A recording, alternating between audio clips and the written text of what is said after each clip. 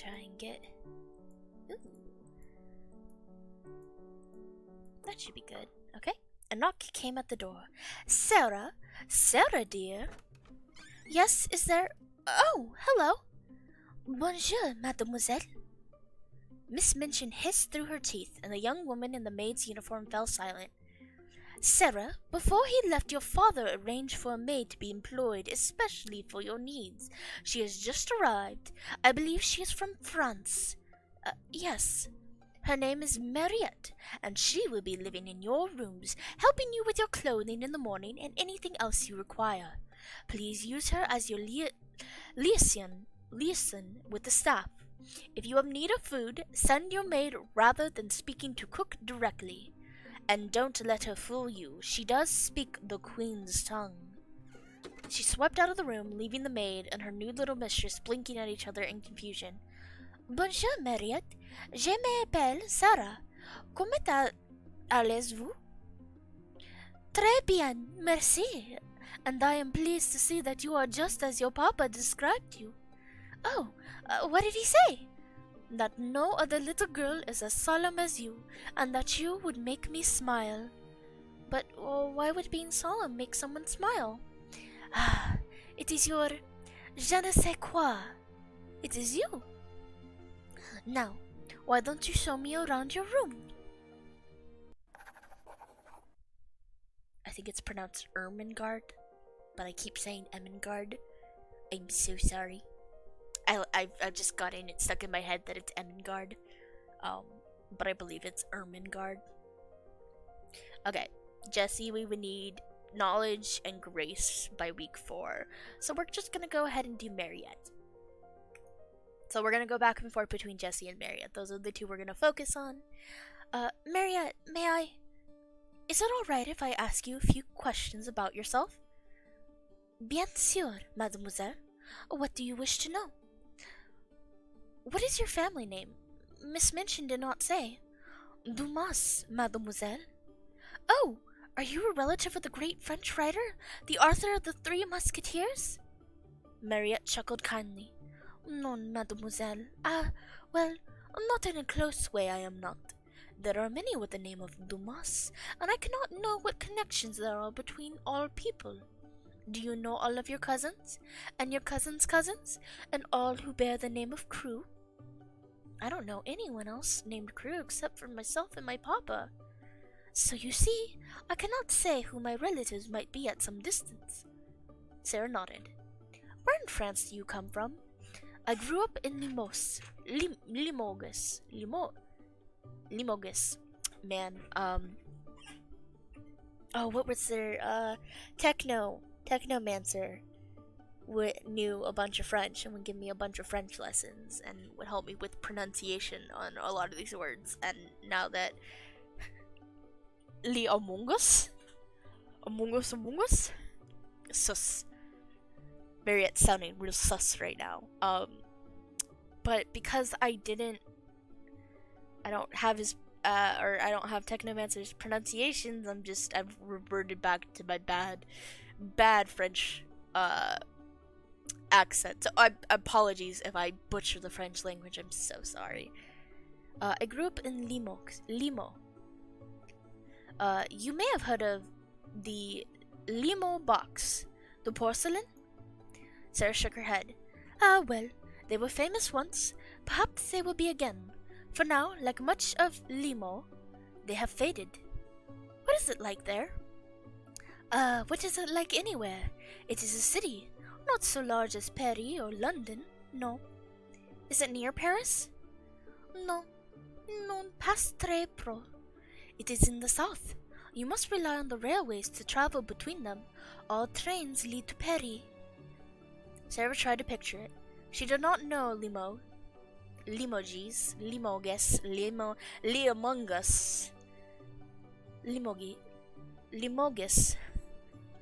Gosh darn it, sorry. But if it was in the south, then it must be warm and green, surely. She had seen paintings of France, stone houses, arches and bridges, rolling green hills, hanging vines, and sunlight.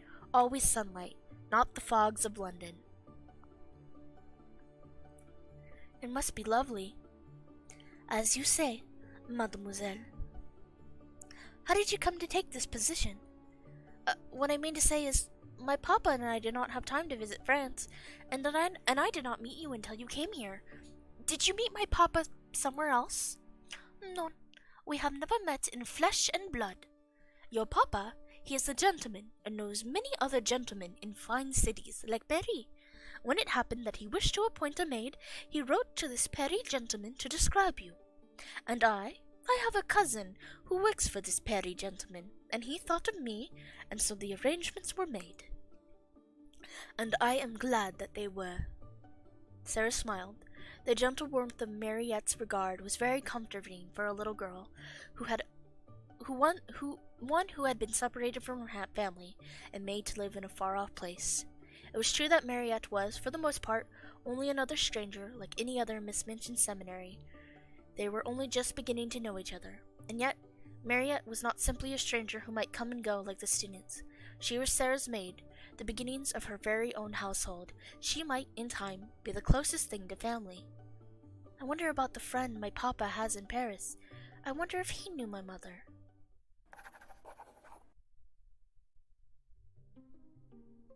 Did you see that darling little blue and yellow bird on the way back from church? It was only a blue tit. They're hopelessly common. I hadn't seen one before. They're country birds. They like trees. You don't see them so much in London. There must be many more birds in the country. Are there any other birds in England that are blue all over? I don't think so. Are there bluebirds in India? Well, there are some birds with bright blue feathers, but not all over, and some birds that are blue all over, but only a little bit blue. I thought that perhaps in England I might find the bluebird of happiness. What is that? I shall tell you. All of you, come up to my room and we shall have tea delivered. You shouldn't give orders to cook. It's not proper for a young lady to go into the kitchens. Oh, I won't go. My maid, Mariette, will fetch the tea for us. You have your own personal maid to bring you tea? Yes, my father arranged for her to come from France. Come and say hello. Sara and her entourage were greeted at the door. Oh my, so many visitors. If it's all right, would you please bring tea for my guests, Mariette? Oui, mademoiselle. Mariette went at once to the kitchens to carry out her little mistress's orders. The head cook of Miss Minchin's Slug Seminary looked up at Mariette's approach, her face as pinched as her dough. Here now, what's this then? Afternoon tea for 4? Oh, is that all? I expect she'll be wanting fresh cakes, too. Never mind that we haven't any made. No, none. There are biscuits already. Never seen that stop one of those girls from wanting more, quick as you please. It is perhaps so with some, but not with my mistress. Elle a l'air d'une princesse, c'est petite. She thanks me for all my work, just as if she were thanking a grand lady. Huh, giving herself airs, you mean? As you wish it. Still, I am very pleased with my place. Now, the tea? Okay, we can't do Grace right now, but we can do Mariette's. So we're gonna go ahead and do some belief with Mariette. Come and see! Come and see! Ah, mademoiselle, you do not need to tug at me. It is a promise I will follow. Her hand still held in Sara's, Mariette stepped into the classroom. I'm very sorry. I was too excited. That is quite all right, then. Now, what is it that you wish to show me? Well, as it happens, it is more what I wish for you to show me. Miss Minchin keeps a globe in the schoolroom. I was hoping that you could show me where in France you were born. Ah, if it pleases you, mademoiselle. I do not think it will make much impact for you, though. The distance between one city and another, compared to the world, it is not so much. Dutifully, she turned the globe to bring France into view. Somewhere near here, I believe, would be Le Mans. Sara followed Mariette's finger, then smiled to herself. You were right. It does not tell me anything more than I already knew. Could you show me where you lived? In India? Here, I think, or somewhere nearby. It's hard to be sure, but this is where the ship took us. Sara tilted her head and considered Mariette curiously. You are very different from an Indian servant. My ayah was always kind to me, but she would never tell me if I were doing something wrong or making a mistake. Even if I asked for her opinion, she would always say that I was right. It was very confusing sometimes, until I learned to ask my papa when I needed to know something. Your papa wrote of you that you were a clever and curious child who was eager to learn and who would appreciate having the reasons explained to you. Yes, that is just so. It was another sign of how much her papa had considered her needs and well-being, and it made Sara feel warm to think it. Every time Mariette speaks to me, it is a gift from my papa. I do miss my ayah sometimes, and the other servants from our home. They were always a part of my life, even the ones that worked directly for my papa and did not speak to me. They were familiar. I wish that I could see them again. All of my life, I suppose my life hasn't really been that long, has it? But for all my life, I always knew that I would have to go away, like other children did. The climate of India is very bad for British children, so you must return to England and go to school. That is what everyone says. I wonder, is the climate of England very bad for Indian children also? Perhaps that is why none of them traveled with us here. Sorry, little burpee. Perhaps that is so. If, as you say, the climate is very different, then it could be very difficult to adjust. However, mademoiselle, it is also very possible that they do not wish to travel so far from the homes and the families that they love. Oh, yes. I didn't think of that. I would not wish to leave either if I had the choice. I would rather be at home with my papa. It is very difficult to leave behind all that you have known and traveled to a foreign land. But this is a foreign land to you. Wasn't it difficult to leave your family and your home in France? Mariette's smile was enigmatic. Who can say? Perhaps it is for the best, in the best of all possible worlds.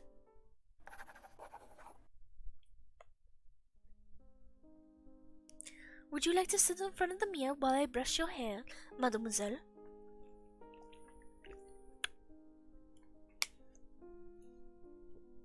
Oh, I don't think so. Not by the mirror. You see, it is nice to sit and think while you run the brush through my hair. Sometimes I remember stories, or think of things I want to say to someone else. Other times it helps me relax. It must be like that for Tybalt when someone is petting him. But if I were looking into the mirror, then Sara in the mirror would be looking back at me, and we should have to pay attention to each other, or else we might be thought impolite. Mariette laughed in the back of her throat. That is as you wish. I had thought of doing something different with your hair, and if you could see, then you would know more quickly if you thought yes or no, and I could change it if you did not like it. Well, I think that it's better to look at it when it's finished. If you stop reading a book in the middle, you might have the wrong idea of what it's all about. Then I will show you when I am done. Mariette is so kind. I would be terribly lonely in these rooms without her. The school's full of other girls, but they are, like me, guests of Miss Minchin. We live in the same house, but they are not part of my household. Mariette is the only person who belongs to me. It is nice to sit and think while she brushes my hair, and she has a better way with it than my old ayah did, but I do miss my papa so. If he were here, if he were coming to visit me as some girls' parents do, how happy my life would be. I wonder where my papa is now. Oh, I'm sorry. I didn't mean to speak. No, it is good, mademoiselle. You should speak your thoughts. Your father sailed many weeks ago. By now he is in India, yes? Home and safe, and thinking how different the house seems without your footsteps. Oh, I don't want to think of him sad and lonely. It is right that he misses you, and that you miss him. That is how things should be, but that does not mean your life is nothing but sadness, does it? No, I do not think I am melancholy. I would not wish to be. I enjoy my books and my friends. So you see, your papa, he will be lonely, but he will also feel other things. He will live his life, but he will also think of you. I believe you will hear from him soon.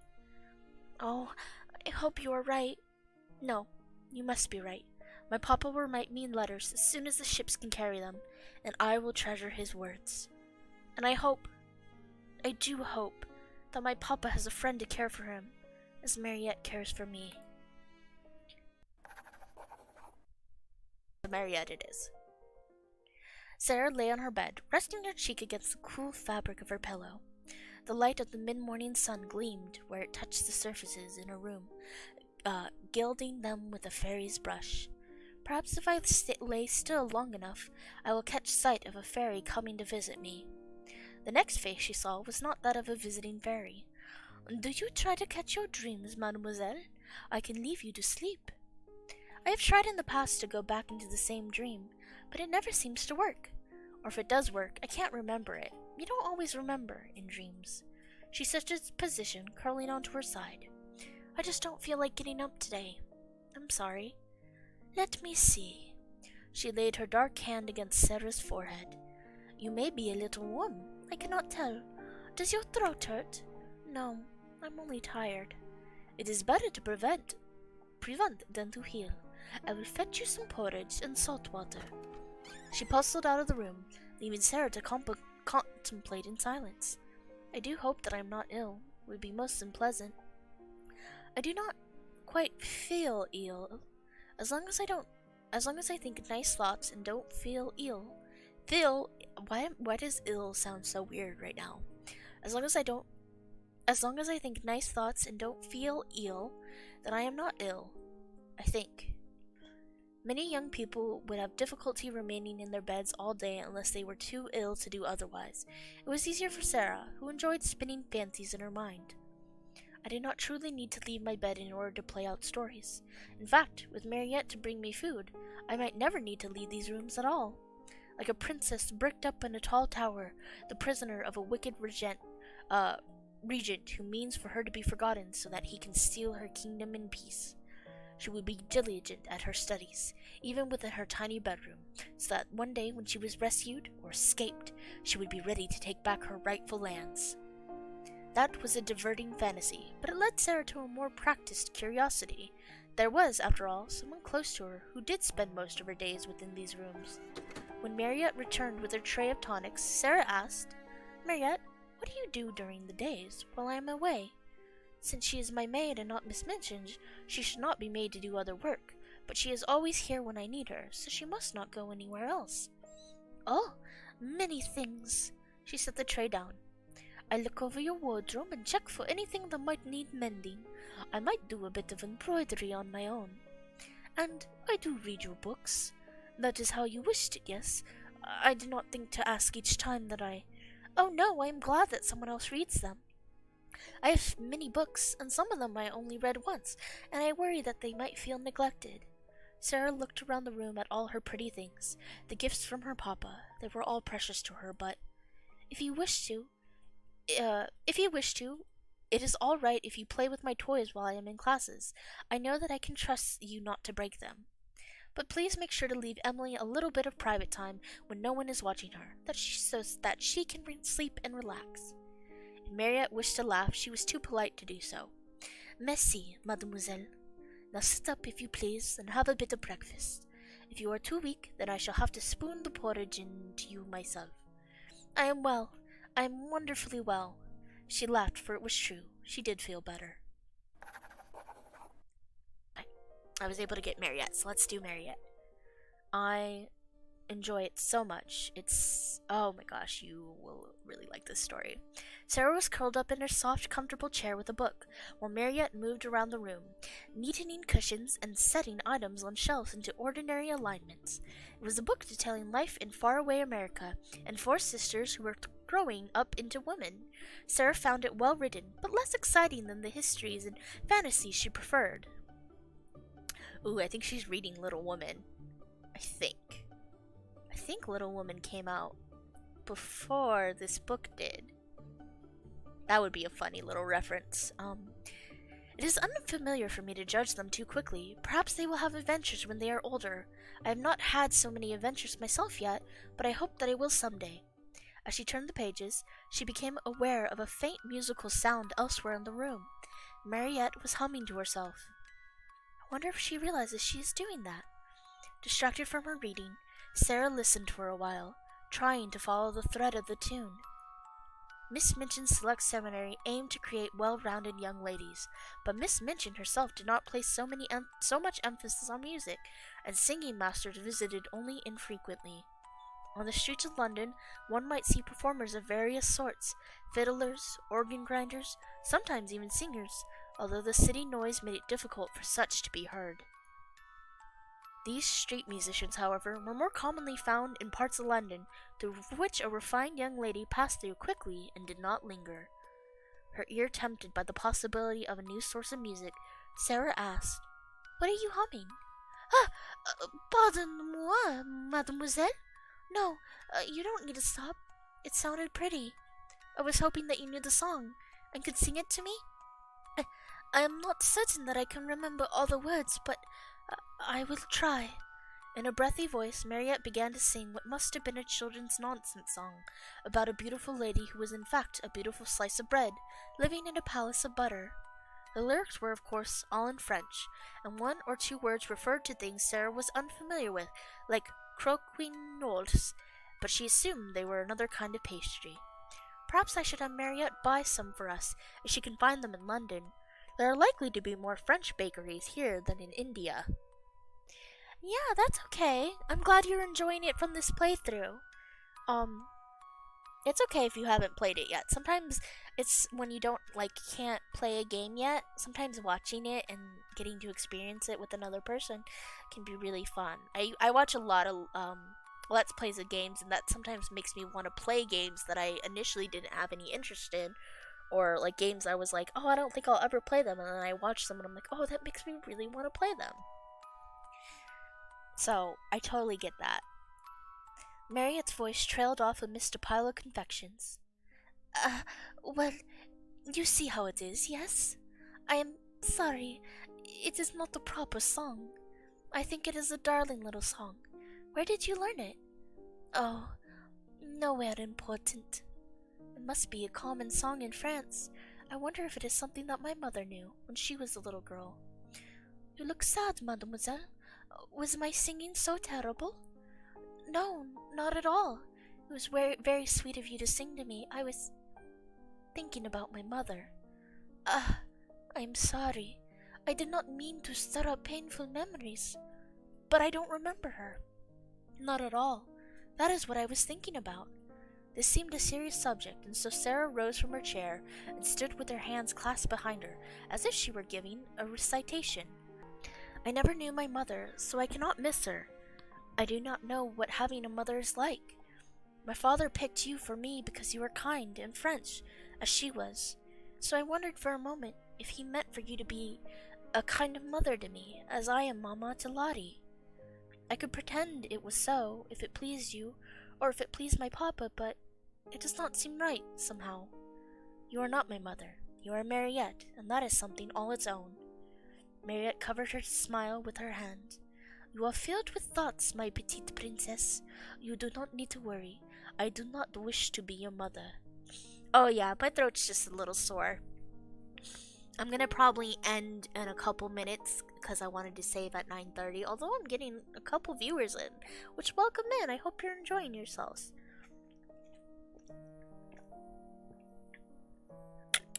But yeah, my throat's just a little sore because this is a lot of reading you have to do. But I'm enjoying it. Sara nodded quite seriously. That is good. I would not wish to disappoint her. I am sure she comes out from heaven sometimes to watch over me. It might make her sad. Wait. You're filled with. You do not wish to worry. I do not wish to be your mother. Sara nodded quite seriously. That is good. I would not wish to disappoint her. I am sure she comes out from heaven sometimes to watch over me. It might make her sad if she thought she had been replaced, especially when I cannot see her or speak with her to explain. Would you like to see her? What? But how? The way she stepped back, just Mariette like, I would take you to your mother now. What? But how? Come here. Mariette drew Sara close in front of her. Close your eyes. Don't breathe. This will only take a moment. So sorry. Blind, Sara allowed herself to be guided by Mariette's hands. She was not afraid. She knew Mariette would take care of her. Yeah, she's gonna take care of you, alright. Just a quick and you will be, all good. Now, turn and look. Sara opened her eyes to be faced with the full-length mirror that always stood in her room. There is your mother. Do you see? Your mother, your father, they made you. They are always inside you. Sara stared at her reflection for a moment, then smiled. Mariette, I believe you are filled with thoughts, too. Then we are a pair. Mariette. Sara sat at her desk, unmoving, a pen kept poised between her fingers in preparation for the words that had not yet come. You are studying that paper very intently, mademoiselle. Are there secrets written upon it? It was a kindly teasing over the still blank page, but Sara considered the question seriously. Not that I can read, and I haven't written any of my own. Not yet. It would be an interesting sort of magic to write words on paper that only some people could see. But it might be even more interesting if you could read words that hadn't been written yet. But then, I suppose if you could read them first. I'm getting little hiccups and burps. But then, I suppose, if you could read them first, you wouldn't be the one that was writing them. That was the sound, Sara had learned, of polite acknowledgement without understanding. I am preparing to write a letter to my papa, you see. I want it to be just right, so I keep turning the words over and over again in my head. I don't want to send him a page full of blots and scratchings if I change my mind. I'm sure he would love any letter from you, even if it were nothing but scribblings. Yes, I suppose he would. Still, I want to do my best. Sara thought a bit longer, and then asked, Have you written to your family in France, Mariette? No. Do you need paper or ink? You can use my desk when I am out. If you would like me to leave you some time without interruptions, I could... Mademoiselle, you should not worry about such things. I know how it feels to be far from the place you knew. You must miss your family very much. It is, perhaps so. Then, Mademoiselle, I did not leave my family in France. I had already lost them many years ago. Sara breathed out hard, as a sudden pang of sympathy knifed through her breast. You are an orphan? Of that I do not know. Seeing the concern on her mistress's face, Mariette was compelled to explain herself. Mademoiselle, it is very difficult for a woman in service to raise a child. You cannot work with a babe in your arms. My parents left me in the care of a couple who owned a small inn in Limoux. That is where I grew up. My mother visited me as a child when she could. It was not often. Then one day, I realized she would not come back. I do not know what happened. There was no word. She only did not return. I believe that she must have died. I do not think she would have abandoned me by choice. If Sara had been older and Mariette younger, she would have hugged and comforted her, for Sara was a tender-hearted soul. It was much more difficult in this situation to know what to do. Mariette did not seem to be greatly wounded by her loss, only wistful. Perhaps it was so long ago that, as with my own mother, she does not much remember or miss her, or perhaps it is because she is an adult now, and she thinks that she must be strong. Whatever the case, I think you are right. Your mother must be in heaven now, watching over you. I am certain that she was a kind and loving woman, and that she would never forget you. How do you know this, mademoiselle? Sara rose from her desk and stood straight. Because you are a kind and loving person who looks after others. You are not my mother, but you are like a mother should be. So, I am sure your mother was just the same. And then, Mariette did something unusual. For no particular reason, she reached out and laid her hand atop Sara's little dark head. It felt warm. Merci, mademoiselle. So, we need to keep... I'm gonna move that. Okay. So we need to keep 10 artistry, 5 sympathy, and 10 belief for week 22, which I think is Jessie's last week, and then we'll have completed her. So in the meantime, we're gonna keep going and getting Mariette. So we can at least have 2 girls all finished up. Mademoiselle? Yes? Her maid held out a book. It was a copy of Poems Antiques, which Ermengarde had gifted to her. I have finished reading this, so I thought that I should offer it to you. Oh, that is very kind of you. I do have a great many books, though, and that one is yours, especially, so I don't want to take it away. Mariette smiled and shook her head. I did not mean to give it away, mademoiselle. However, I think there is a poem that you will particularly enjoy. It is called Bhagavat. Sara's eyes widened. Is it an Indian poem? It is a French poem on the subject of India. I believe the writer may have visited that place himself. Oh! And she touched the book reverently, as though a portal to faraway lands might be contained within. Then, thoughtful, she turned away and crawled up onto the bed. Will you read it to me? It is your book after all, and I think I should like to hear it in your voice. The voice of France. France has many voices. I will read to you, if you wish it, but I am not experienced in dramatic reading. I may not do it justice. It is a very long poem, and my throat will have fatigue. Oh boy, well I won't know that. Hi Devin, welcome in. So good to see you. Always glad to have you popping in and saying hi. Your Amelie was in the other day, and they were hanging out, and that was really cool. So tell Amelie I said hi as well. If I remember, Amelie goes by they, he pronouns, and you go by they, he pronouns, correct? I just want to double check. But, yeah, we're just reading. And we're going through a nice, comfy time.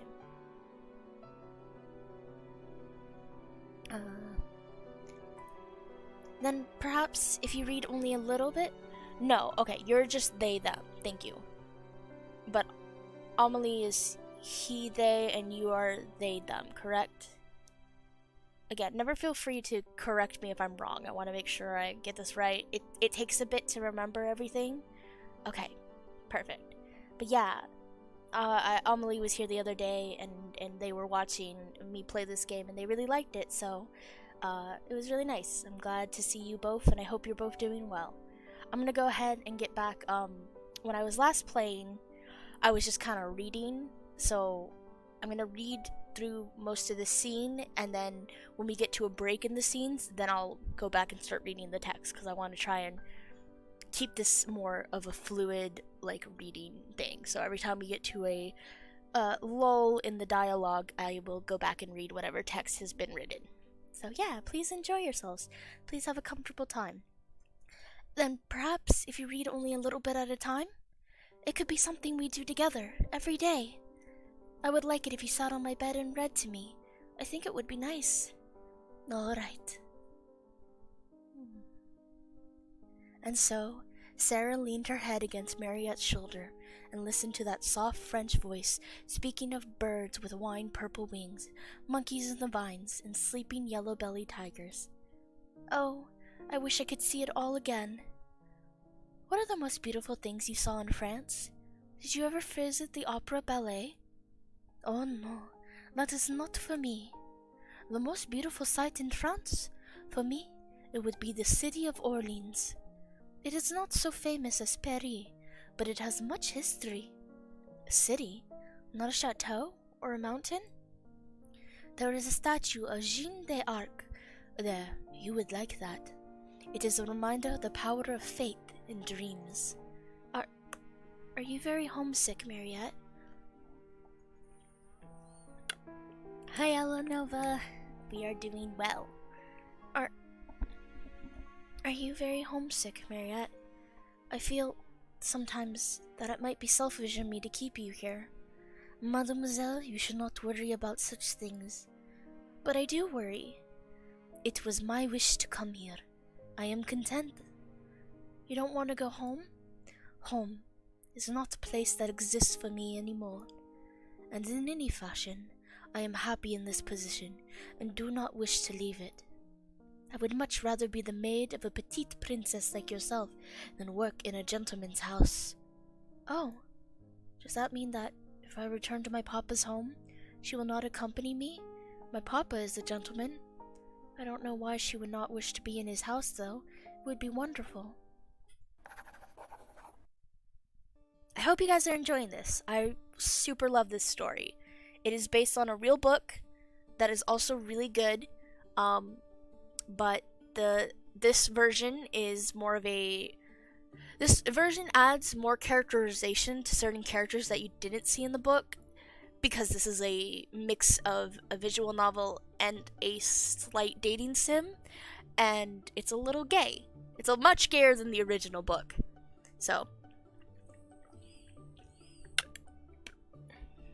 much more development. Hello! Hi, Amelie! Welcome in, we're doing this again. Mademoiselle, hold out your arms like so, if you please. Sara extended her arms, letting them drift into ballet second position. Now, over your head, so I can see the fabric stretch. Mariette was making the final adjustments to Sara's new pink dancing frock, after pointing out that Sara's change in height meant her old ones no longer fit just so. A touch just there. Take it off again, if you please, and I'll have it done before your next lesson. Sara wiggled free of the soft fabric and handed it over. It's such a beautiful color, and the skirt is so light. Dancing in that, I shall feel like a pink butterfly floating on the breeze, or a fairy princess with wings like rose petals. Roses. That is what it needs. A wreath of roses for your head. I will find some buds at the florist. The mental picture of herself decked out in a pink dancing frock with a crown of flowers was so delightful that Sara laughed aloud.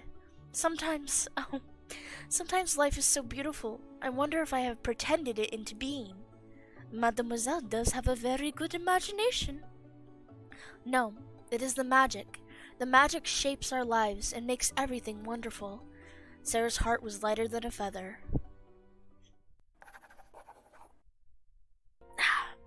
Thank you for the stretch. Alright, let's go with Mariette.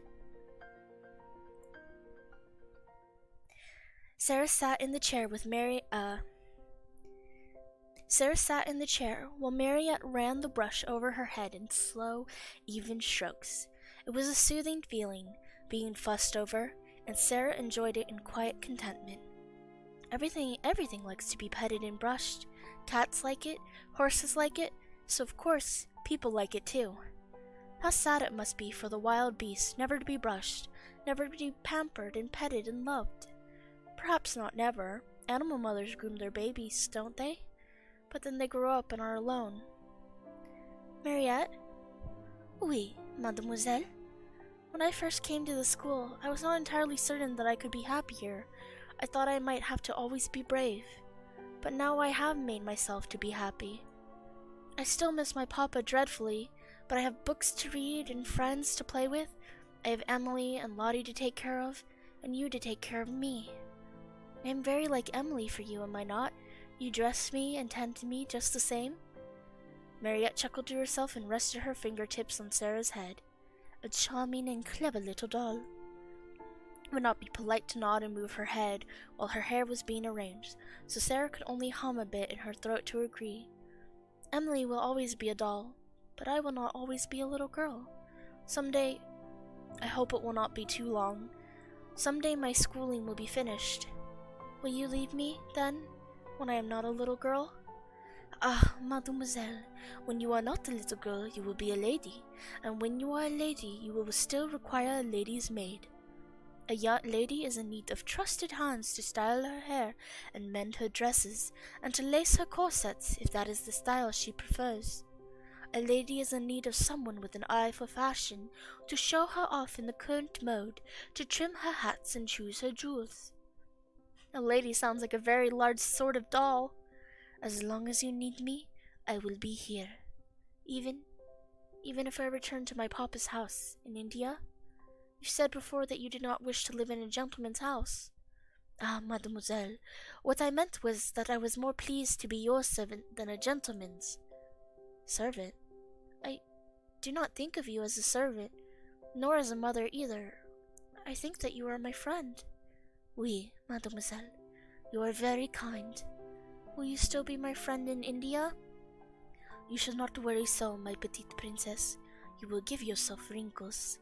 Oh dear. Don't laugh, that also crinkles your face. She tapped Sara's nose with a finger. No smiling, still face, still face. I can't keep it still when you're making me giggle.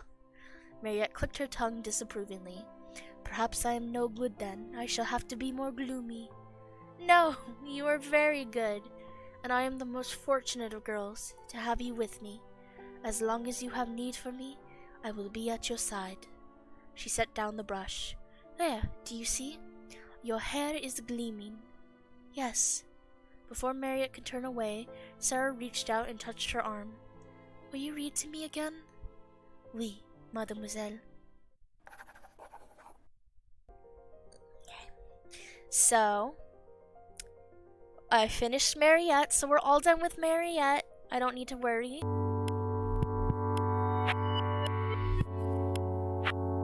Bring the black dress out at once, whether it is too short or not. She is done with finery. Yes, madame.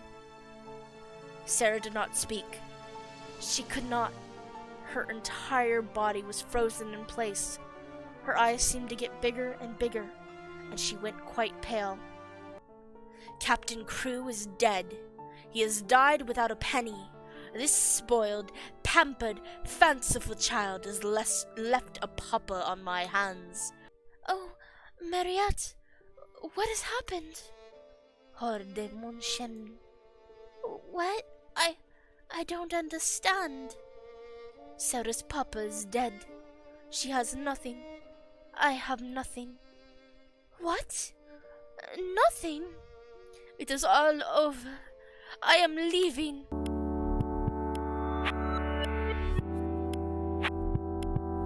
This stream, because now we're at the final start. So we're gonna go ahead and do Mariette's, and hopefully that'll go well. Alright, next event, Mariette. And I'm gonna read this one all over again, just because it's Mariette's, and anything that does with the main girls, I'll read those lines, even if I've read them in the past. Sara? She thrust out a pair of fine white lady's boots. These have been scuffed into unsightliness. Take them to the shoemaker's for repairs. Make a note of the estimated cost and time required, and get back here within 2 hours if you wish to eat. Yes, Miss Minchin.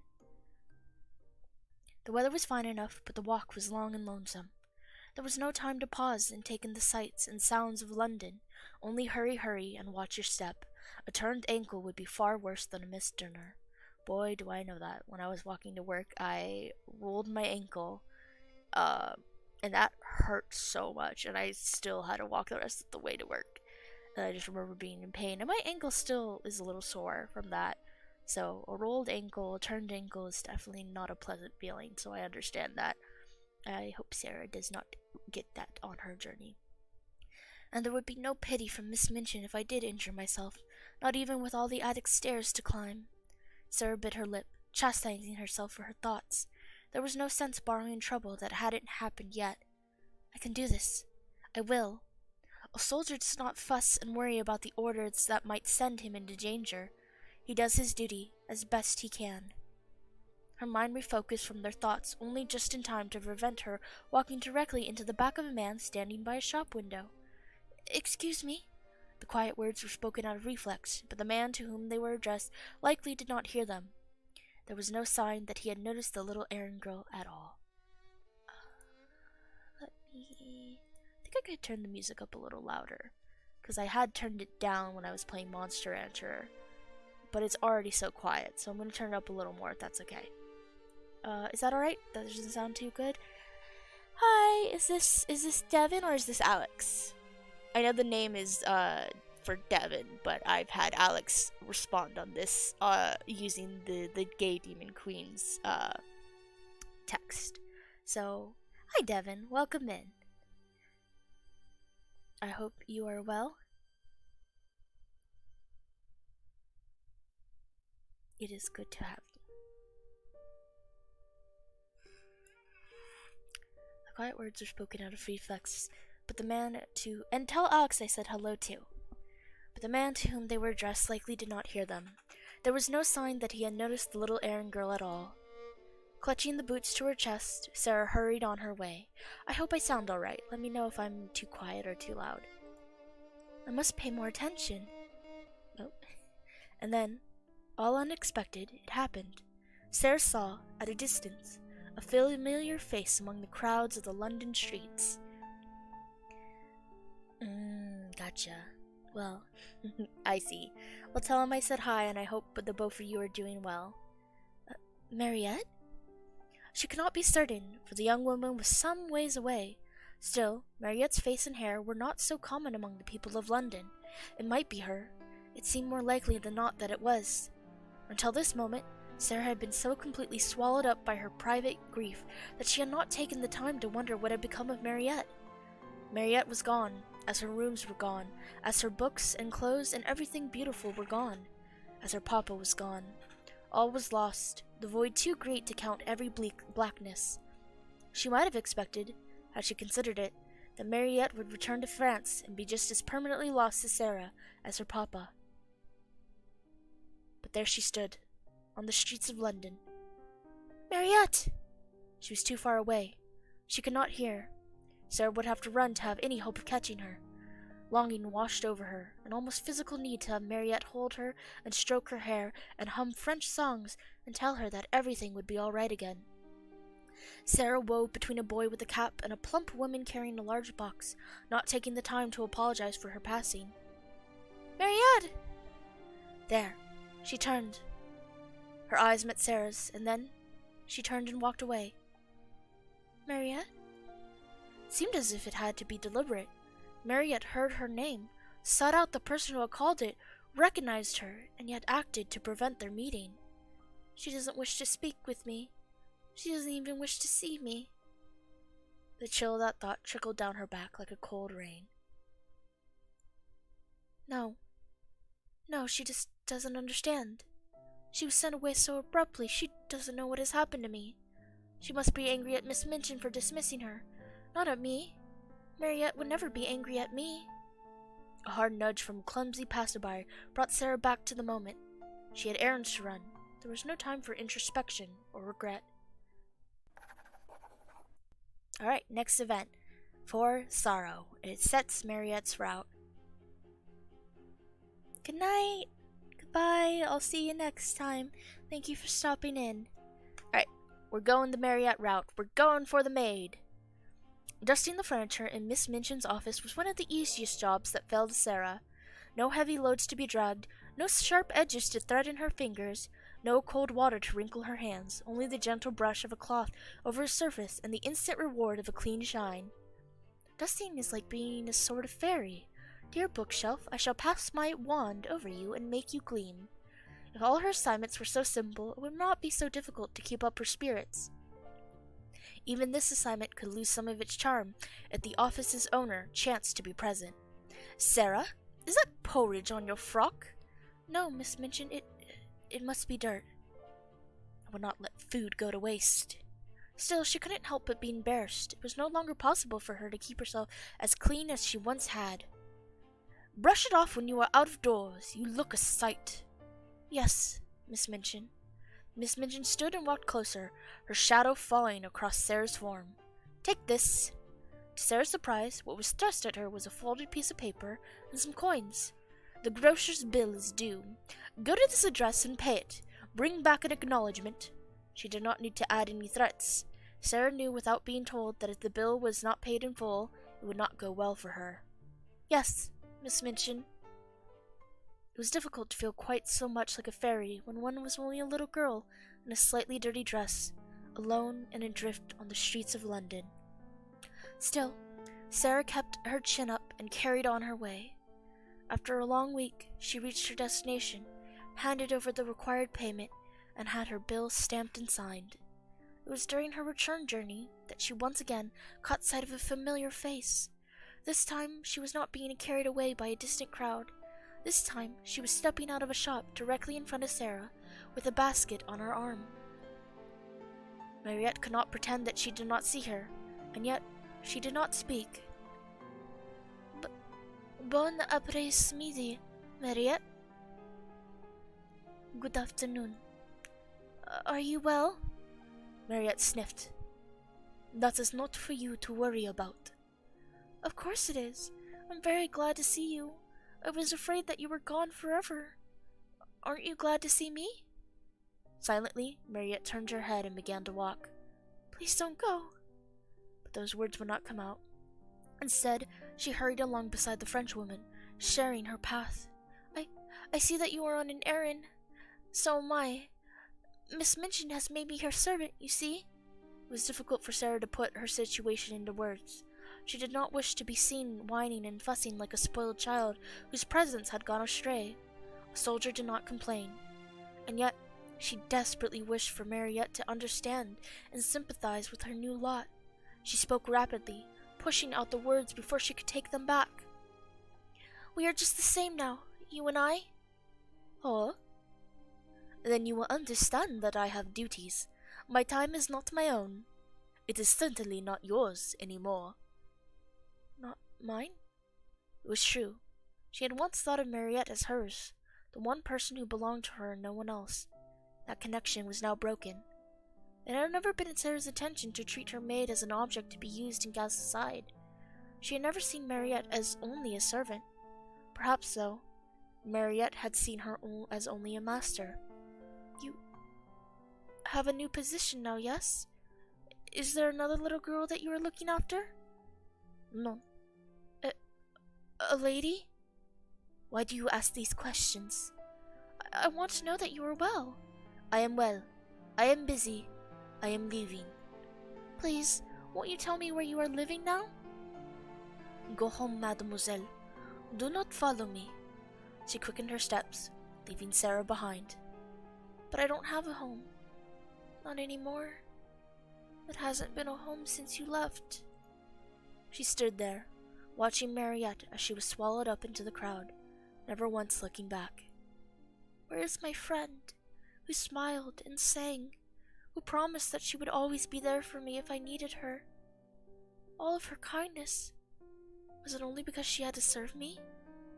It was a cold and sad thought for any child to imagine that those they loved, those that they saw as a source of strength and comfort, saw them only as a burden. Miss Minchin's monstrous transformation from proud patron to harsh mistress had not been so unexpected, but had still been painful. The loss of Mariette cut far deeper. It must be my fault. I don't believe she would have wanted to lie.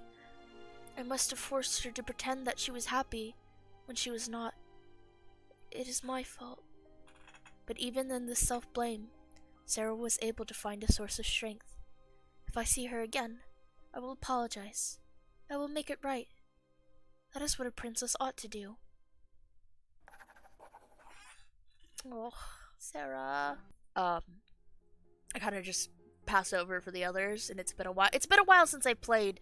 I think it's been a while since I played Mariette, and it's been a while since I played Lottie's route, and a little bit of Becky's, and I did check on Lavinia's. So, Enneagards and Jessie's I know well because I played them recently, but Mariette I haven't played in a while. So, and again, sorry if I'm skipping over this or the main story. I've already just gone through it a couple times, so I want to get to the meat and potatoes, to the girls. It is obvious to any observer that London is a large city, and that two individuals could live within its confines their entire lives without ever crossing paths. Even two people who were searching for each other might never discover their targets if they did not know where to look. In this, Sara had an advantage. She had twice met Mariette in a certain district, around a certain store. It seemed likely that whatever her new position was, she was sent to do errands in that vicinity. Therefore, whenever Sara herself was sent into the town, if possible, she tried to pass through the region and keep watch for her former maid. The city, like Sara, was suffering from the passage of time. Gone from the streets were the sellers of roses and strawberries, the sweetness and color of summer. The only comfort was that the smell of high summer faded as well. But when winter came in force, it would be brutal.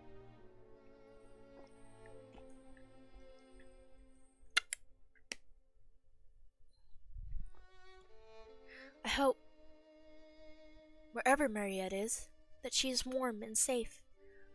Many trips to town had passed without incident before fortune finally smiled on Sara's quest.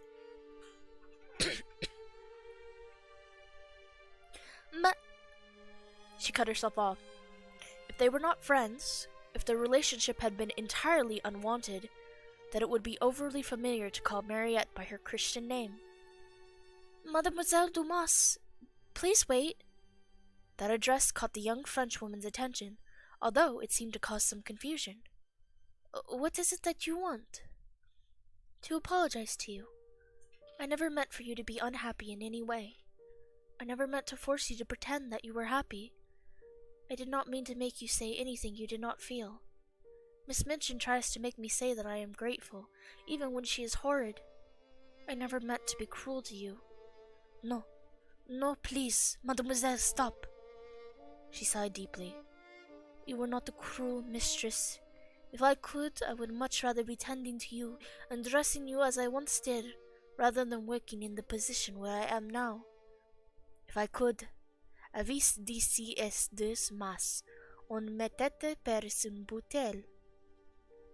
I have no clue what that means.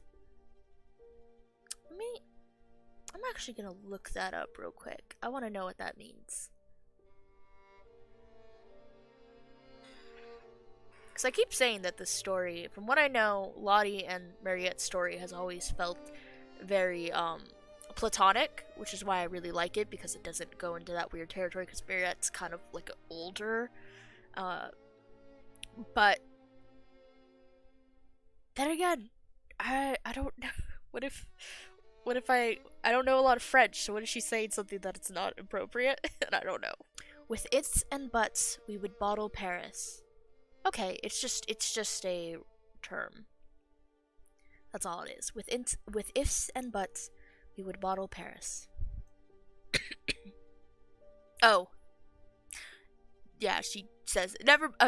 Never mind. Sorry, I spent all that time searching it up when she says it. With ifs and buts, we could put Paris in a bottle. If we could have every if that we wanted, then we could do anything. But we don't. And we can't. If wishes were horses. She smiled faintly. I think that horses made of wishes would be lovely. Soft, with lavender coats and golden manes. But a city in a bottle is nice as well. It would sparkle. You are still a most peculiar child. For a moment she seemed more friendly, but then her face hardened again. This is the way of the world. No one can have what they wish for. We work until we die, or we starve. Anything we gain will be taken away. There is no justice. Is it not right? Is it not fair? Why must everyone suffer? I have work to do. Perhaps I will see you again? Who can say? Goodbye. She's so different from the way that she used to be. But I am different as well. Perhaps she, too, serves a cruel mistress now. But Mariette had been right. There was work to do, and no more time for contemplation. Yay! We have enough hungy! It was a dreary day, with grey skies pressing so heavily down upon London that the occasional outburst of cold drizzle felt like a relief. When Sara caught sight of Mariette, the young Frenchwoman was muttering to herself and trying to wrap a blanket around the basket she carried in her arm to keep the rain off. Distracted, she stumbled, and Sara rushed to her assistance. Merci. You're welcome. I only have to fetch apples today. They don't mind getting a bit wet, even if they can't appreciate the rain as much as they used to when they were still on trees. Sara noticed that Mariette was staring at her. Had she spoken so oddly? Surely her former maid was accustomed to greater flights of fancy. I would like to see an apple tree, but I do not believe there are any in London. Not in public. Someone would take all of the fruit. Sara's words were cut off as Mariette's fingers seized her chin. She tilted her face from side to side, briefly examining it, then released her. You have not been eating. Sometimes I must miss meals, if I haven't finished my chores in time. It seemed like a shameful thing to admit, but inside of Sara a light was kindled. Someone noticed. What about your wages? Wages? You said that you have been made a servant. Oh, I suppose it would be useful for a servant to be paid wages. As a privileged student, the matter of payment for services had never been her concern. Sara knew in the abstract that Mariette had been paid on her father's account, but she had never seen the details. Miss Minchin has made it. Oh, Miss Minchin. Hey! Thank you for the raid, Phoenix! That's so kind, thank you. Hi. Miss Minchin has made it clear that I am in her debt, for everything that she has spent on me in the past. Mariette broke out in a stream of angry French, containing words which the gently raised Sara had never before heard, and could not possibly translate. I'm sorry. Non, you do not apologize to me. There was no answer Sara could make. Mon Dieu, London is no better than Limos, and Madame Minchin is a... Again, a word that had escaped Sara's vocabulary, although the sense of it was clear. You remember, I told you, I was raised by innkeepers, not my parents, yes? A couple who took money for children whose parents could not raise them. I was not the only one, me, but I was the lucky one. I was old enough to be useful. The babies, more often than not, were not worth the effort. If we could work, we lived. They took my mother's son to me sometimes and made me their slave. Oh wow, wait, hang on, I'm gonna read that one more time because that's a lot. Oh, I put it in the main chat. I'm sorry. Hey, hi Jada's things. I'm so sorry I put it as an at everyone. So I thought you would have seen the at everyone. I'm sorry. I'm sorry, Phoenix, I didn't mean to.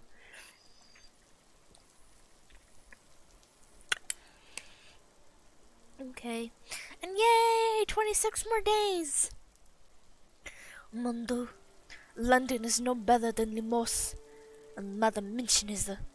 Again a word that had escaped Sara's vocabulary, although the sense of it was clear. You remember, I told you, I was raised by innkeepers, not my parents, yes?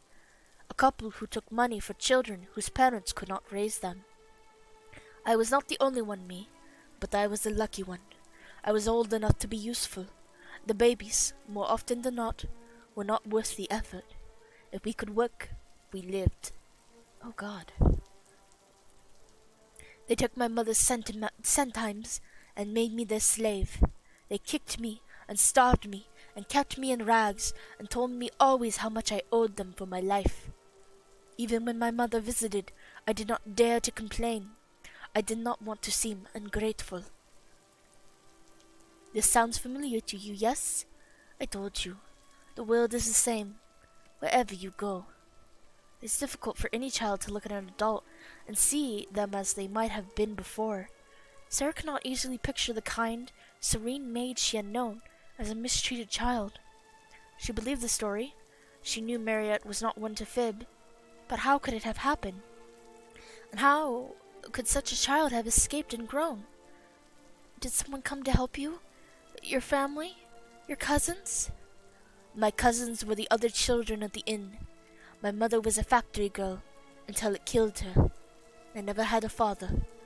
I left Limoux on my own when I was old enough, when the landlady wished for me to do unsavory things to earn my keep. The only person you can count on to help you is yourself. Good day. With that, she took her basket and left.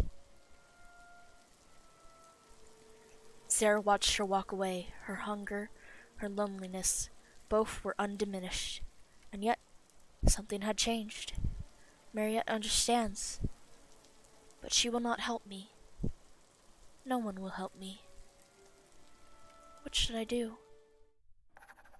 Oh, I forgot that that's what happened. Oh man. I remember, like, she had a bad... Mariette's story was a what? Because I couldn't remember... I was like, Mariette was kind of harsh to Sara in her route, if I remember. But replaying this again, like, I'm starting to understand. Like, I see why she's harsh, and I still think it's, like, kind of sad that she's harsh to somebody who was so kind to her. But I'm also, like, I'm realizing it didn't just come from a, like, genuinely pissed off. It was more of a like trying to survive because she had already lost so much in her one good opportunity. Again, Mariette isn't. I don't think Mariette is doing exactly the right thing, but also she has suffered a lot, and the idea that she left because her what is the term when they raise you but you don't consider them like family, when her like, I don't want to say, I guess employers, but there's another word. No. What do you call like somebody that you live with who's like a parental figure, but you don't actually consider them a parent? Guardian, I guess. There we go. Your guardian, her guardians were like, hey, you should, you know, do some unsavory, like the idea of what could be unsavory, which I already have an idea of. Perhaps sleeping with some tavern people. Ugh, just no. Hey, hot chocolate. Heck yeah, it is cold. I would like hot chocolate. I'm feeling a bit better. Thank you guys for chilling with me. Alright. I just need 3. I just need 3.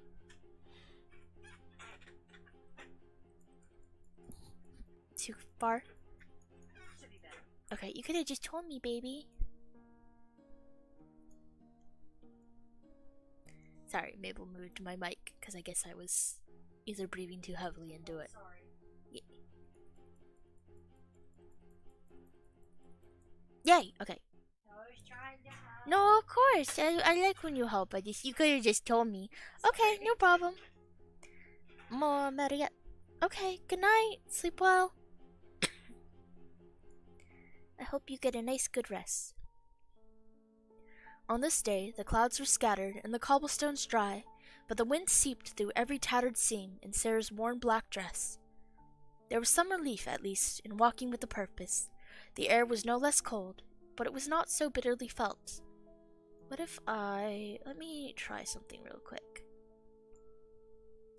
Edit filters. Maybe, okay.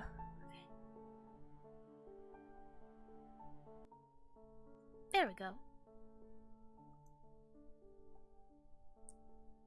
Oh. Oh no, I know that feeling. I wasn't feeling good this morning, so I also was I was struggling, and I was asleep for a really long time. I didn't feel good, and I didn't really want to do anything, so unfortunately I just didn't get to do anything. But I hope you get better sleep tonight and a better rest. Good night. There was some relief, at least, in walking with a purpose. The air was no less cold, but it was not so bitterly felt. The wind would be even colder in the weeks ahead, and this old dress more threadbare. But what can I do? What should I do? Hopefully that sounds better. I turned down the audio a little bit, or I changed the peak of my mic. I don't know. So hopefully it's still picking me up pretty well, but it won't have it picking up too much. Not sure. Yeah, that can be a problem. I'm sorry about that. I hope you feel better, and I hope it goes by quick. Whatever her task might be, Sara's heart was always lightened by the appearance of a familiar face, even if that face did not quite belong to a friend. Good day, Mariette. Why are you here? I know the business of the seminary. I do not believe your errands so often take you to this street. I was hoping to see you, to speak with you. You should not. I wanted to ask for your advice. I have none. You left the inn where you worked. You said so. How did you do it? It is not your concern. I'm sorry, but I do think that it is. I might need to know. I know that there are worse things to be than a maid of all work. I have a place to sleep, and Miss Minchin feeds me, most of the time. I'm not a beggar, and I do not wish to become one. Even as the sheltered daughter of privilege Sara Crewe had once been, She had seen the beggar children crouching in cracks between buildings, and understood that not all would live to grow up. Now that she was herself only another poor face in the crowd, she had seen the daily suffering of the people in the streets more closely, had stepped over bodies made insensible by drink and ill health. There was no question that it was worse than she suffered at the hands of Miss Minchin. If I ran away, if she carried out her threats to turn me out for disobedience, how could I survive? Mariette was the only one who might hold the answers. If you do not wish to become a beggar, then stay where you are. There is nothing that I can do for you. I only wish to know. I cannot help you. I cannot feed you. I cannot find you another position, and I cannot tell you where the risk of death is better than the risk of staying. I am not your mother or your friend. You were once my mistress, now you are nothing. I take care of myself alone. She changed the position of her bundles, and winced as a box brushed against one arm. Mariette, are you hurt? It is not your concern. What position did you find? Where are you working now? It is not your concern. Why must you always be such a... Sara's chest clenched. She remembered, in that moment, how many times she had asked questions of Mariette, and how many times Mariette had tried to deflect them, gently or otherwise. I never realized. I thought she was being polite. I thought we both were. I never recognized how much she disliked my prying. I'm sorry. Mariette pressed her lips together tightly.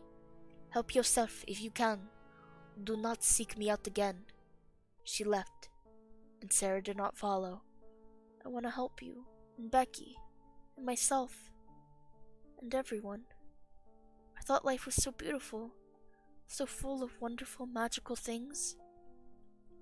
Was the life I had only a brief, happy accident? For everyone else, will it never get better? Alright. Oh, Mariette. Here now, watch it with that basin. Leave it in the middle of the floor like that, you'll like to trip someone, and it'll be your ears. If you please, ma'am. Becky nudged her in a quick reminder that Cook didn't appreciate that address. Cook, it's too heavy to lift up to the sinks to empty it. Take it outside and tip it then. Sara looked down at the large wooden basin, its liquid contents sloshing with deceptive softness. She took hold of one of the side handles and leaned backwards, pulling with all her might. Her thin arms trembled under the strain, but the basin shifted only slowly. Here, miss, let me help. Mind you don't spill a drop or you'll both be polishing the floor all night. Between the two of them, they dragged the heavy burden outside. Try not to get your feet, when it goes over, or your toes will be soaked. Sara knew that Becky's shoes were in even worse repair than her own. Yes, miss. Heave! It was words she remembered from her ocean voyage, sailors working together to accomplish hard task. Heave ho! Heave ho! If she and Becky had been boys, Sara thought, perhaps they might have run off to sea to find their fortune. But then there was no guarantee that a sailor's life was any better than a scullery maid's. Together they lifted, and the basin disgorged itself with a great splash. The two girls scrambled backwards to keep their feet clean of the wet. Sara smiled at Becky with a Together they lifted, and the basin disgorged itself with a great splash. The two girls scrambled backwards to keep their feet clear of the wet. Sara smiled at Becky with shared pride at a difficult task completed. From here, they could see the house next door, where the Indian gentleman had recently taken occupation. It was too early in the day to see in through the windows, because the light would reflect, but that did not stop Sara from sending well wishes in her mind. And then, quite unexpectedly, someone climbed up the stairs from the servants' area in front of the house. Mariette! After their last meeting, Sara had not expected she would see the French woman again, or at least not for some time. What are you doing here? Are you making a delivery? Did you come to visit the Indian gentleman? This time, however, she clamped down on her questions. Good afternoon, Miss Mariette. Becky was quick to place everyone else above herself. Bon après-midi. Sara. Becky. Hello. She looked down at the overturned basin. I have recently accepted employment.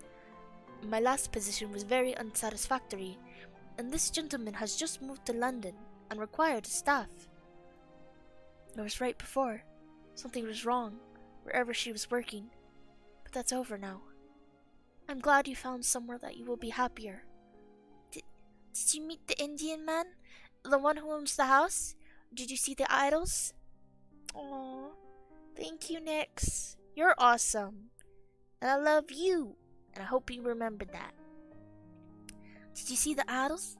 Idols? Idols? Suddenly I've gone, soft, southern.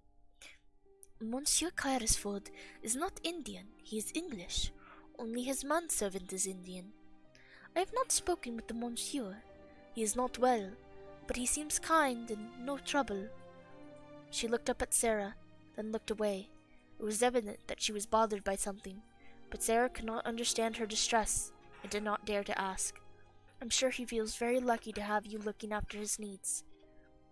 I pray that he recovers soon, and that this position does not end as mine with you. Yes, of course. I hope so too. But what about the idol? Do they pray to it? Or do they make you touch it?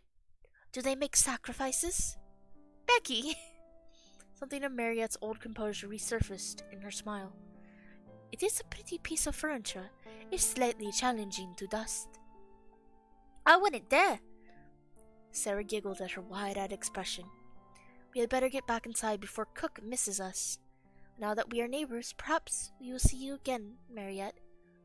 Perhaps it is so.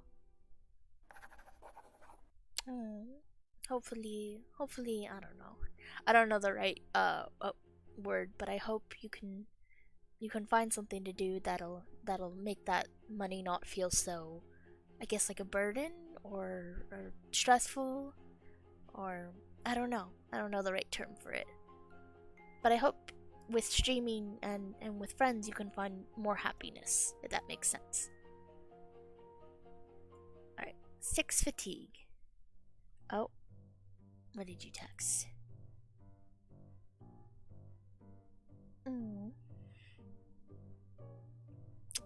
Oh, you're too sweet. You really don't have to. But you're very sweet. Thank you. Thank you for always thinking of me and being so kind. It means a lot to me.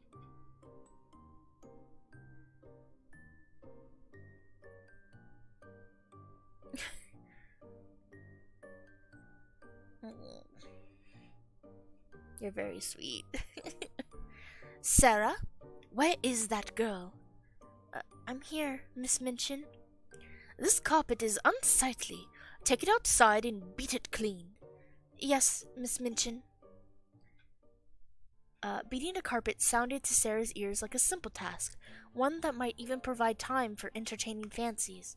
The beater, a complicated shape of twisted cane, was like a long wand that a giant sorceress might wave, or a weapon in the hand of a resourceful young heroine. The practical difficulties made themselves obvious as soon as Sara attempted to get through the front door with the beater and a rug much larger than she was. She dragged the carpet free of the door, but could not see how to hold it up and beat it at the same time. She could leave it rolled and draped over her shoulder, but then she could not effectively strike it, and if she were not very careful, the ends would touch the pavement and become even dirtier. Ooh, hell yeah! Oh my gosh. That sounds delicious. Oh, that sounds so good. You're making me hungry. Nix! Thank you. You're too nice. Same, honestly, same. She carried it rolled and draped over her shoulder. The ends would touch the pavement and become even dirtier. I should go back and try to find Becky. She must know what to do. Miss Minchin will be cross if she sees me bringing the dirty carpet back indoors, but I do not see what else I could do. Salvation came from an unexpected angle. With a disapproving tisk of her tongue, Mariette lifted an end of the carpet roll. You are wasting your time. You will only injure yourself. Carry it out back. There is a rope. Hang the carpet over there. Then swing, and swing hard, or you will be at it all day. Thank you, Mariette. Merci beaucoup. I shouldn't have said anything. It isn't my business. Well, I appreciate that you did. After they lifted the carpet onto the old clothesline, Sara expected Mariette to make a swift exit, but it appeared that something was still on her mind. I am likely to be leaving in a few weeks. Oh, there is a problem with your new position? Sara bit her lip, uncertain how many questions she dared to ask. She did not like to imagine that the Indian gentleman could be an unkind master. Fuck yeah! That's a lot of chips! I want a lot of chips. Mabel, let's go get chips. I mean, probably not, but I do want chips now. Then a worse possibility occurred to her. Your master, is his health getting worse? What? Oh no, it is the opposite. He is improving. Oh, what wonderful news! Perhaps some of my wishes can still come true. Perhaps there is a little magic in the world after all.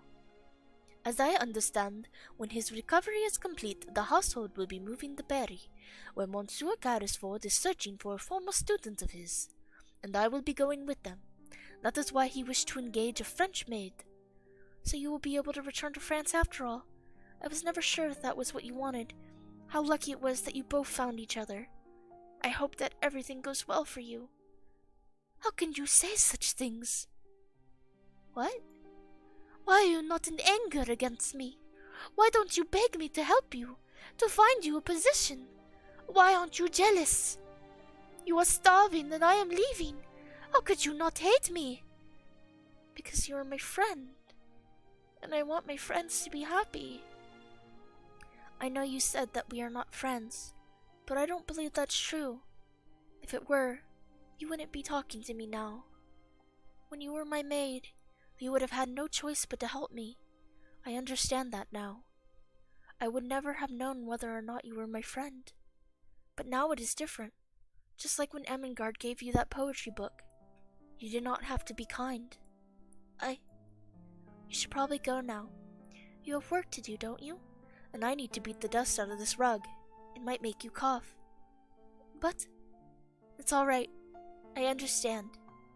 You need to take care of yourself. Sara brandished the wicker beater before her like a sword, and swung it hard at the dangling cloth surface. A tiny cloud poofed out of the other side and fell away. Wordlessly, Mariette turned and walked away. Oh, thank you for the stretches and the hydrate. Thank you. You're very kind. Sorry. I'm trying to read these in one go, so I'm not. But thank you. I definitely need some more water and a stretch and a posture check. This game is so good. I'm drinking. Hear that weird sipping noise? That's me drinking.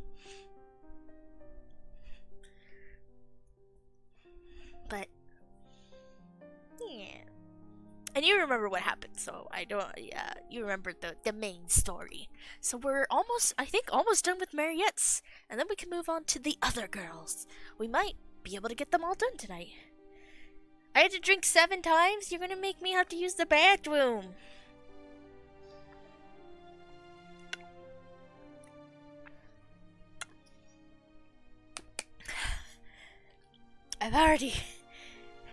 I've already had to use the bathroom a lot today.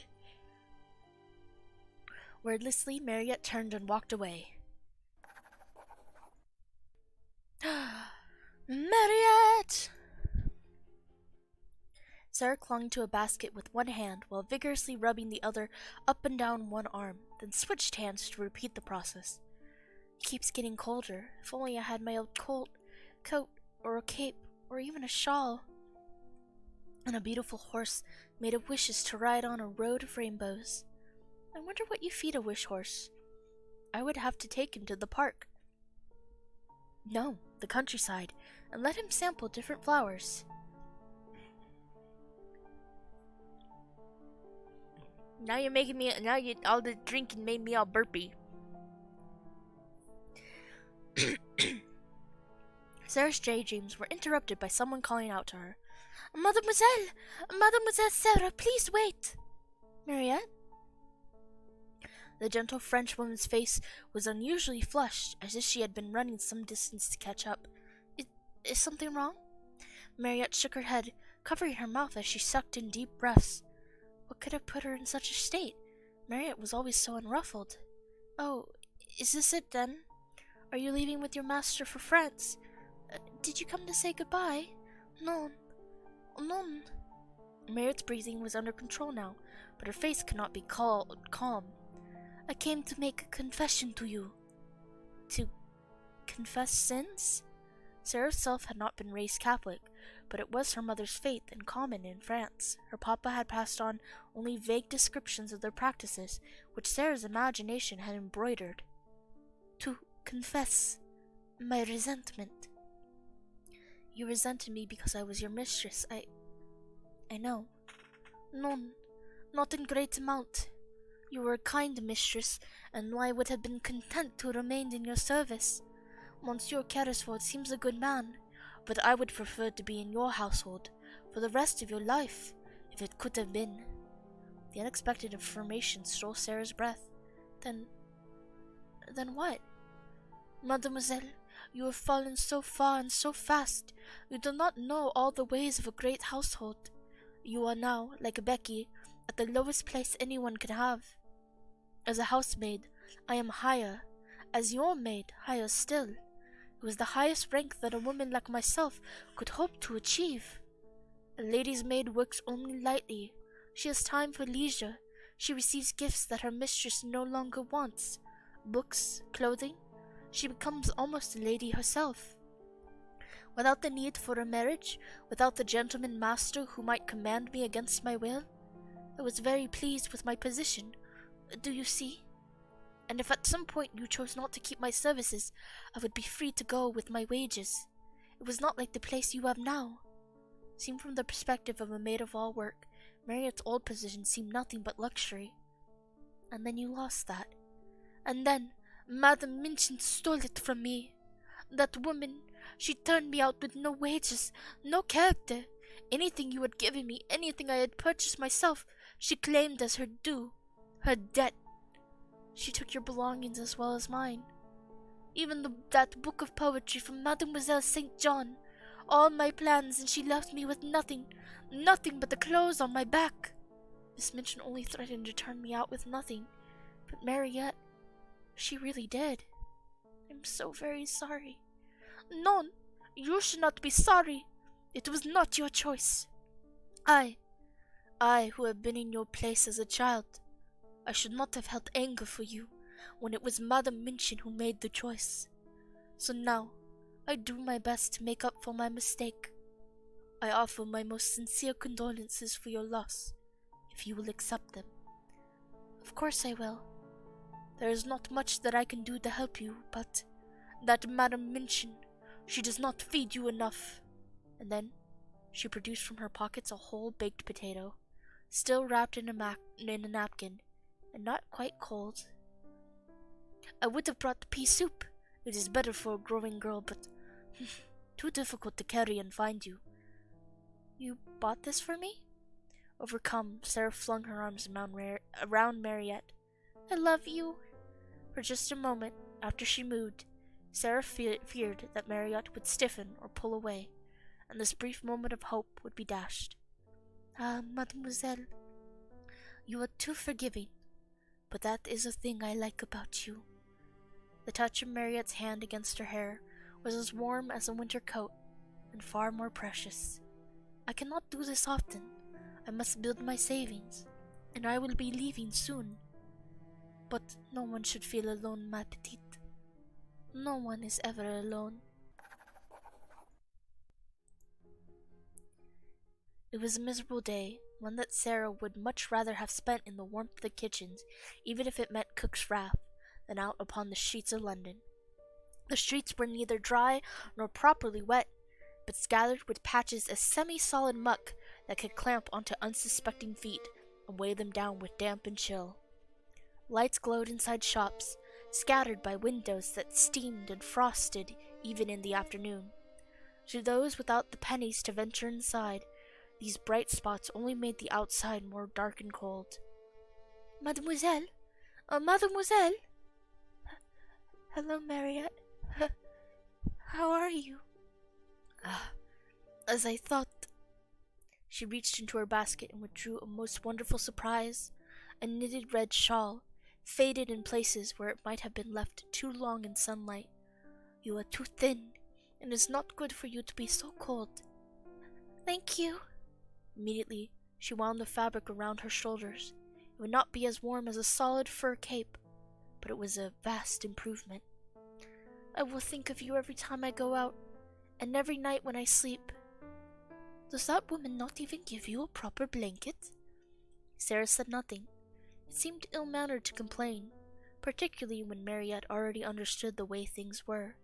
But oh, it was so delightful to have someone be protective on her behalf.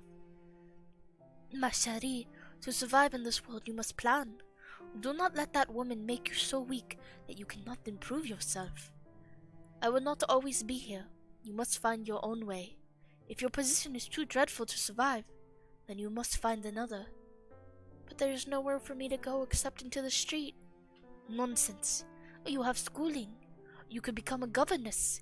You could make yourself charming for one of those patrons who used to visit the school. The work you do for Madame Minchin you could do elsewhere and receive wages for your trouble. From there, you could move up, but you must look, and you must fight. Sara blinked rapidly. She had always taken Miss Minchin's proclamations for granted, that there was nowhere else for her to go, that she would starve if she fled. Practical, worldly Mariette ripped the veil from those thoughts in an instant. Of course there were other ways to survive. How else would the rest of the world manage? It ainsi. There may be another way. I told you that I was contracted to become your maid by a friend of your father's who lives in Paris. If you can reach Paris, if I am there, I will take you to him and vouch that you are Captain Crew's daughter.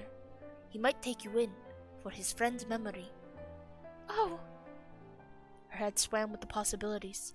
To live in France, to meet her father's friends, perhaps even her mother's. Someone had known her. And if we went to Paris, both of us, then I would not have to lose Mariette. I would have to find fare, somehow, unless I could disguise myself as a boy and work as a sailor.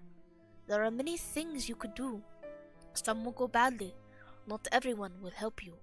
You may not succeed, but I might, like you did. If I could be like you, I think I would be happy. Mariette hissed, shaking her head slightly. If you could see yourself. She reached out and fussed with the edges of Sara's new shawl, even though there was nothing that truly needed to be adjusted. That is better. Mariette's fingers brushed against the side of Sara's cheek, and she sighed in contentment. You do not need me as your model, mademoiselle. Sara opened her eyes, considering her words carefully.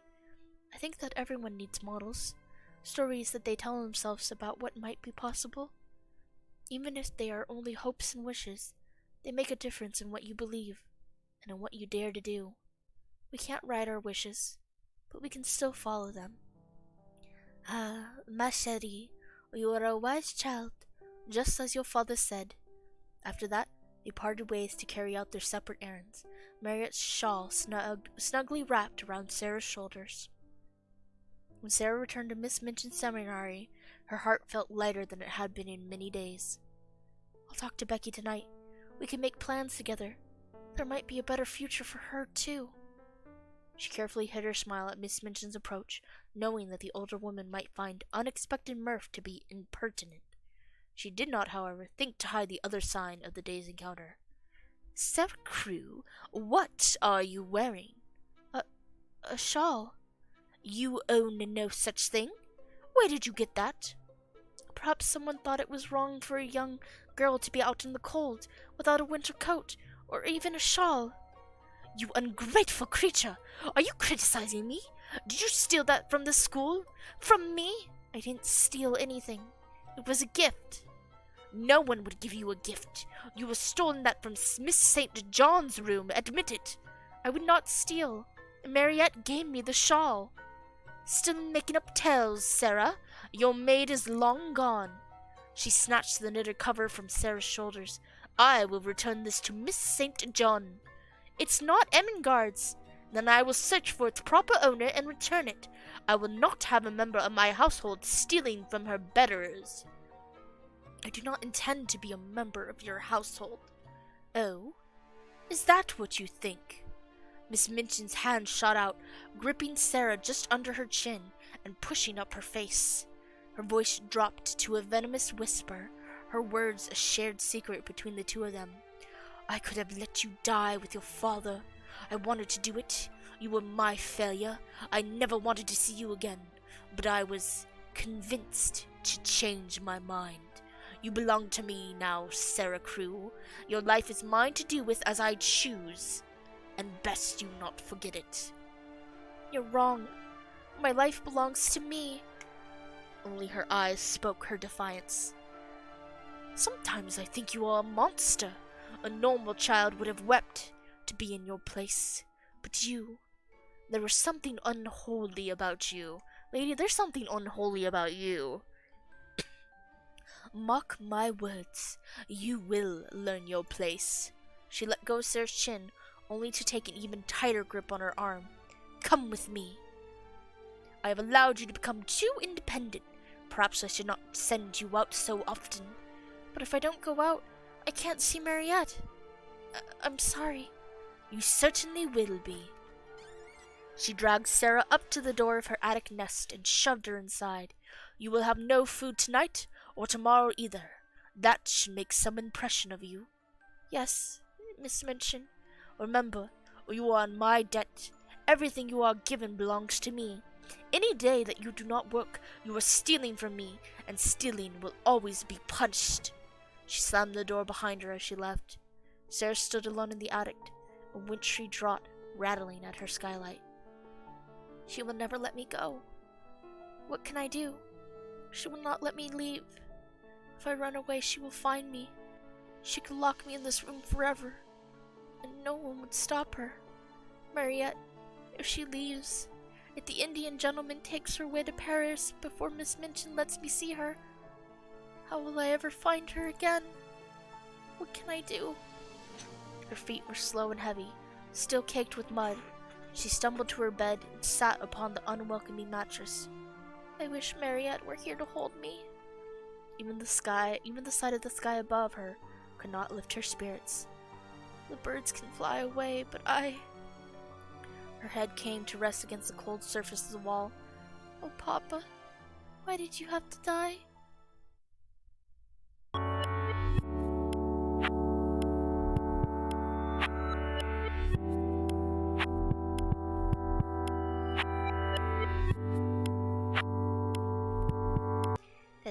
They find out that she is actually rich, and everything's gonna be fine, and she's gonna be taken away. And Miss Minchin is trying to get that money back because, oh boy. And Sara's like, no, you sucked. Fuck you. I will have a new life. There we go. Finale. There was a great bustling around the front of Miss Minchin's select seminary, as all of Sara's belongings, and Becky's as well, were moved and carried out to the house next door. The proprietress herself could do nothing but stand and fume, to have had such a chance, and let it slip from her fingers. The girls were abuzz with whispers and rumors. Those who had been friends, like kind, dependable Ermengarde, came forward to wish Sara good fortune on her travels. Others hid themselves away in shame at their own past behavior, or charging for not keeping up a connection which might now prove to be valuable. Mr. Carrisford's home, too, was filled with activity as rooms were rearranged to make them more welcoming to the two little girls.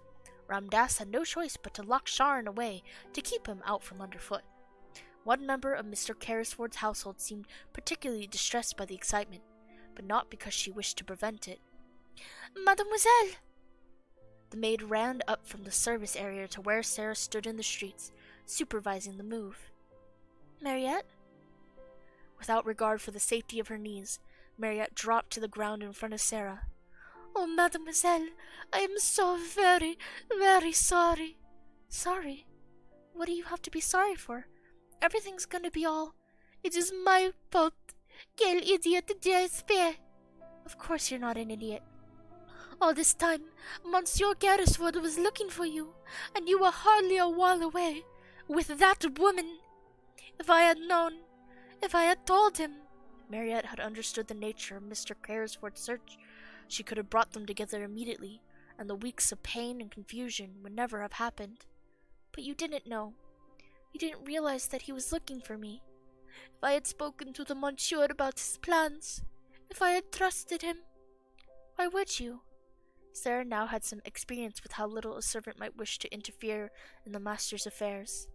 Mariette had not been engaged as Mr. Carrisford's companion or close personal attendant. Her position there was only that of a housemaid. There was no reason for her to have shared his confidences. Sara had certainly never been privy to any of Miss Minchin's plans for the future. Had she asked about the details of the seminary, she would likely have been struck for her trouble. But now, Sara was no longer a student. She was, once again, a member of the ruling class. Mariette, do you really believe that this is your fault? Or are you afraid that I will be angry with you? Oh. Her kneeling position put her at a convenient height for Sara's reach. She laid her hands on Mariette's shoulders. I know you would have told me if you'd realized, just as I would have come here right away if I had known who he was. But we didn't know. If Mr. Carmichael had searched the schools in London, if Ram Dass had asked my name when we met, all sorts of things could have been different. If, with enough ifs, we could put Paris in a bottle, then do you forgive me? Sara did not feel that there was anything left which needed forgiveness, but she could see that protesting would not make Mariette feel any better. Instead, she signaled her love and acceptance with a kiss on the forehead. You are precious to me. I hope that you want to stay and look after me and be my lady's maid like you planned. But if you want to leave, I will help you. If you want to go back to France, Mademoiselle, I would like to visit France someday, to show it to you. I wish to stay with you, as long as you need me. I'll always need you. She pressed her cheek against Mariette's and hugged her tight. For once, they were on the same level. I still think that a city in a bottle would be nice to look at. Perhaps you should find an artist to make you one. I can do that? She laughed at herself. Of course I can, because wishes really can come true.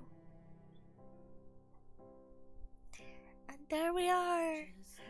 We did Mariette's route. I hope it was good. Again, it was a nice one. And again, I like that it has more of this platonic ending. Very sweet.